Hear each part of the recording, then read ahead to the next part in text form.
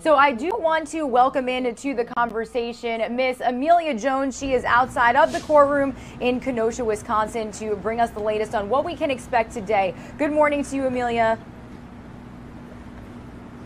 Good morning, Regina. Well, what we can expect is more witness testimony. This is the second day of witness testimony, and so far the jurors, they have heard from 3 of the state witnesses, and they will finish hearing up from the 3rd witness, in fact, today. And just to give a little recap about who jurors have heard from inside the courtroom, yesterday they heard from Dominic Black, who is a friend of Rittenhouse and who actually provided him the rifle for that night of August 25th of 2020. So Black faces charges of his own for providing Rittenhouse with that rifle, but he detailed a little more about what exactly happened that night. Then the jury heard from an FBI agent who was doing aerial surveillance on the night of the shootings, and now they are hearing and will finish up hearing from a man who was live streaming the entire events of last summer's unrest. And during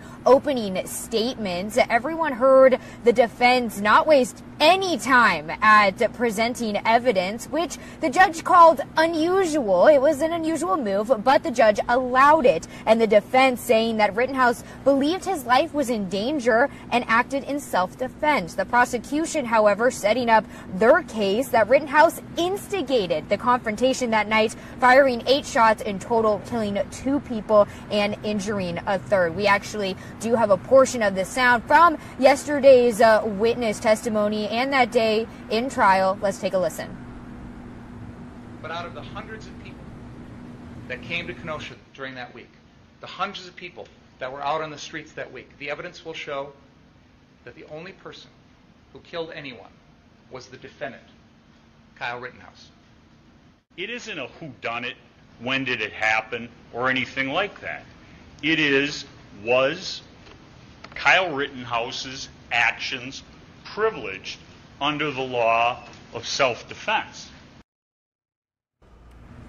So now, Amelia, I feel like the big question now is, do you think that we will hear from Kyle Rittenhouse himself?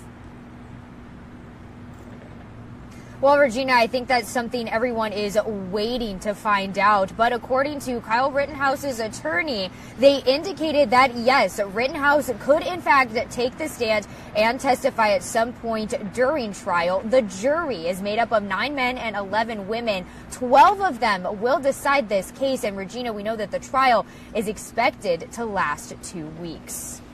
All right, well, Fox 6 Milwaukee's Amelia Jones outside of the courtroom there in Kenosha, Wisconsin. Thank you so much for bringing our viewers up to speed, and we will be bringing our viewers inside the courtroom here shortly. So you have a great rest of your day. We'll talk to you tomorrow. Thank you.